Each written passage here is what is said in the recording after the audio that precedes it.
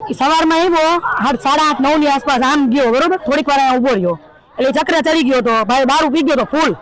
આમ જાવ કે આમ જાવ એટલે ગાડી એને ટર્ન મારી સીધી ભરાવી દીધી અને ખેત તો ગયો ઉભો જ ન રહ્યો બરોબર 3 થી 4 ગામડા મારી દીધા ગરબી હતી પાડી દીધી બે રસ્તા છે એક અવારનવાર આવા ડમ્પરવા નીકળ્યા જ રાખે અને દારૂ તો અમારે ઉપર વેચાય છે બરોબર એટલે ઈ ત્યાં બંધ જ થતું નથી ચાલુ હોય અમારે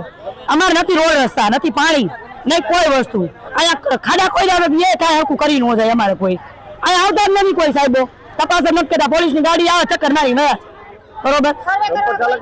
ડમ્પર ચાલક તો અવારનવાર આવા આવે જ છે ભાઈ અમે ના પાડીને કે ભાઈ અહીંયા ન તો અમારી સામે ગાળાગાળી કરે ડમ્પર વાળા સમજતા જ નથી અમે કહે ભાઈ બંધ શેર્યું છે નાની શેર્યું અહીંયા હાલોમાં અમારે લાઈટના વાયર નીચે હોય તો એ લોકો સમજતા નથી સામે ગાળાગાળી કરે ને વયા જાય બસ પોલીસ તમને કોઈ સાહેબો બોલતા જ નથી આ બોલાવી અમે તો અમને જવાબ ન દે એમ કે બેન એવી નાની વાતમાં શું બોલાવા હતા એમ કે અમને તો સારું અકસ્માત થયો નહીં અમારે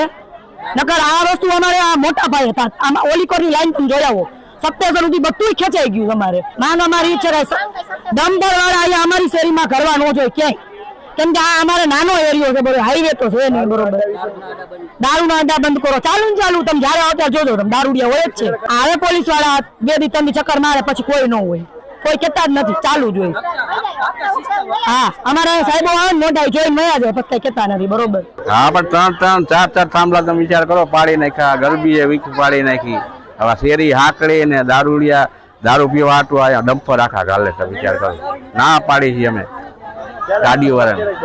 કલાક 1.5 કલાક થઈ અરે તો સારું છે અહીંયા કોઈ લાઇટ મૂકે જીબી વાળા બંધ કરેલી હતી નગામાં કેટલા મરી જાય તમે વિચાર તો કરો કેટલા થાંભલા જો તમે